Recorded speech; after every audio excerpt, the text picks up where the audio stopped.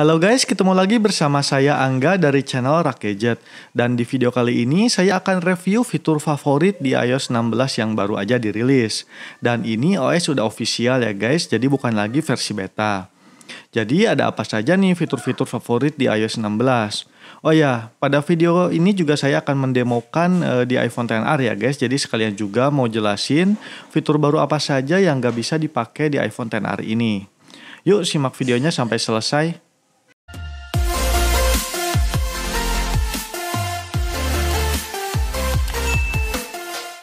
Oke, sebelum masuk ke pembahasan utamanya guys, jadi ini buat kamu yang kepo banget dengan info gadget dan teknologi, pastikan subscribe dulu ya, karena di channel ini akan ada kabar update dan berbagai tips trik juga. Buat kalian yang belum upgrade ke iOS 16 terbaru, silakan upgrade dulu ya guys. Caranya sangat mudah tentu saja, tinggal masuk ke setting, lalu pilih general, lalu pilih lagi software update ya. Nah di sini sistem akan mengecek apakah update tersedia atau tidak. Jadi tunggu sebentar. Nah, jika berhasil, maka opsi untuk upgrade ke iOS 16 sudah bisa terlihat ya guys. Dan kamu juga tinggal install dan tunggu sampai selesai. Pastikan jaringan internet dan wifi kalian juga bagus ya. Semakin cepat koneksi internet kalian, maka proses download iOS 16 juga akan semakin cepat. Fitur pertama yang keren adalah lock screen. Ya dari dulu iOS gitu-gitu aja ya guys. Jadi bagian lock screen-nya itu tuh dulu nggak intuitif banget gitu. Nggak bisa ngapa-ngapain kita. Namun kali ini pertama kali di iOS 16 ini kita bisa kustomisasi di bagian lock screen-nya ya guys. Seperti tambah widget dan gonta-ganti home screen beserta wallpaper-nya. Dan di sini kalian juga bisa lihat banyak banget widget yang bisa ditambahkan. Selain itu juga di bagian wallpaper ini memiliki beragam filter-filter ya guys yang tentu saja membuat lock screen-nya tambah cakep. Kalian pengguna iPhone pasti tahu ya di indikator baterainya itu nggak ada mode percentage-nya. Tapi di iOS 16 ini Apple baru memunculkan fitur ini. Ya bukan suatu inovasi juga sih, tapi fitur ini membuat iPhone semakin menjadi tambah informatif. Karena dengan melihat persentase baterai ini kita tidak perlu lagi swipe ke control center ataupun melalui widget. Tapi ada sedikit aneh nih. Mode percentage ini hanya bisa dimunculkan di iPhone terbarunya ya. Untuk iPhone XR, untuk iPhone 11, iPhone 12 mini, dan iPhone 13 mini. Mode percentage baterai ini tidak bisa muncul ya, entah kenapa ya. Jadi padahal di Android fitur ini tuh udah ada sejak lama. Oke lah, terserah Apple saja. Nah ini nih fitur yang lumayan canggih dan berguna dari iOS 16. Jadi kita bisa membuka iPhone dengan Face ID ini gak harus sejajar lagi ya guys. Jadi iPhone-nya ini gak harus tegak menghadap muka kita. Jadi si iPhone-nya itu bisa dibuat portrait atau landscape. Intinya buat unlock HP-nya itu si iPhone-nya boleh ke dalam keadaan bolak-balik ya. Namun lagi-lagi di iPhone XR ini tidak bisa ya guys, entah kenapa.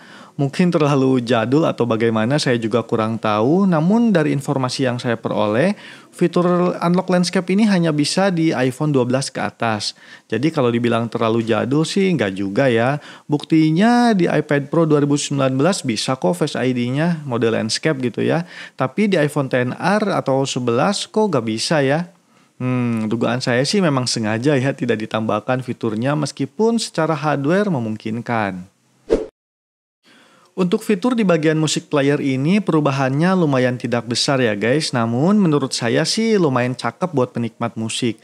Jadi musik player ini tuh akan menampilkan album cover secara otomatis dan wallpapernya juga menyesuaikan dengan warna lagu yang kita dengerin. Ya pokoknya kelihatan lebih bagus deh. Kemudian untuk fitur keren lainnya yang ada di iOS 16 ini adalah berubahnya sistem notifikasi. Yang lagi-lagi ini minor ya. Yang asalnya berada dari atas ke bawah, sekarang tuh notifikasinya ada dari bawah ke atas. Tapi untuk yang ini saya lebih suka yang sekarang ya, lebih fluid gitu, lebih nyaman aja gitu. Kemudian ketika membuka notifikasi dengan menggunakan satu tangan jadi nggak ribet. Untuk jenis notifikasinya sendiri sekarang ada 3 pilihan ya guys, yaitu count, stack, dan list. Tinggal pilih aja yang paling nyaman yang mana ya guys. User iPhone pasti tahu banget ya haptic feedback di iPhone tuh enak banget pokoknya. Bahkan dibandingkan dengan HP Android flagship. Tapi sekali lagi ini menurut preferensi saya ya. Nah, jika di iOS 15 atau di iOS sebelumnya tidak ada fitur haptic untuk keyboard. Kali ini dan akhirnya fitur ini datang juga di iOS 16. Cara aktifinnya juga gampang ya. Tinggal masuk ke setting, lalu pilih sound and haptics, lalu pilih di bagian keyboard feedback dan tinggal diaktifkan haptiknya. Selanjutnya nikmati getaran yang enak ketika ngetik di keyboard. Di iOS sebelumnya ketika sudah connect ke internet wifi gitu ya, kamu pasti gak bisa lihat password wifi-nya itu apa ya guys. Tahu-tahu udah bisa connect aja. Kalau udah di forget ya harus tanya lagi password wifi-nya apa. Namun di iOS 16 ini kita sudah bisa ngelihat password wifi-nya apa ya. Caranya masuk ke control center, terus tekan ikon wifi, lalu pilih wifi setting. Lalu kamu tinggal klik passwordnya dan kamu akan diminta unlock Face ID dulu. Langsung kelihatan deh passwordnya. Keren kan? Fitur keren ini akhirnya muncul di iOS 16. Jadi kalian bisa tarik pesan yang sudah dikirimkan melalui iMessage ataupun diedit lagi. Caranya untuk unsend pesan, tinggal klik tahan lalu pilih undo send. Atau juga pengen ngedit pesan yang sudah dikirim misalnya, tinggal klik tahan lalu pilih edit. Namun perlu diingat ya guys, jika iOS penerima masih belum upgrade ke iOS 16 gitu, maka pesan yang di unsend tidak berlaku ya, alias masih bisa dilihat. Oh ya, ketika edit pesan maksimal bisa edit sampai 5 kali aja ya. Kalau lebih dari 5 kali maka nggak akan bisa diedit lagi.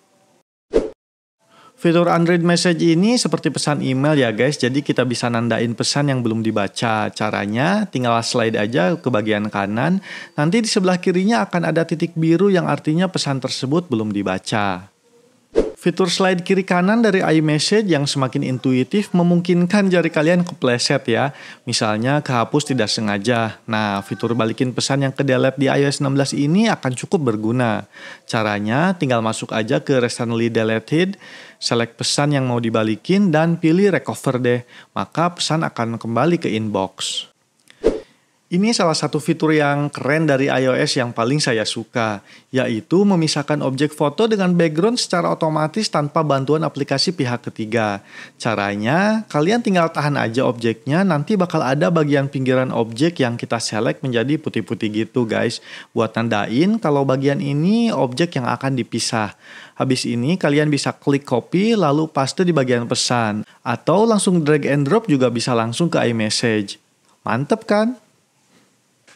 Jika di iOS sebelumnya fitur hidden photo seperti buat formalitas aja ya guys. Soalnya di hide cuma seperti mindahin folder aja gitu. Gak bisa ngunci seperti di Android. Nah kali ini akhirnya fitur hidden photo di iOS 16 ini bisa dikunci. Dan harus di-unlock dengan menggunakan Face ID jika ingin membuka foto yang di hide tadi. Jadi di iOS 16 ini jauh lebih aman ya guys buat nyimpen-nyimpen foto aneh kalian. Hehehe. Oh ya, recently deleted foto juga harus di-unlock dengan Face ID ya guys. Salah satu fitur favorit yang saya suka adalah fitur penjadwalan email otomatis. Mungkin fitur ini bagi sebagian orang akan berguna ya guys, terutama bagi orang marketing yang suka auto follow up ke calon pelanggan nih.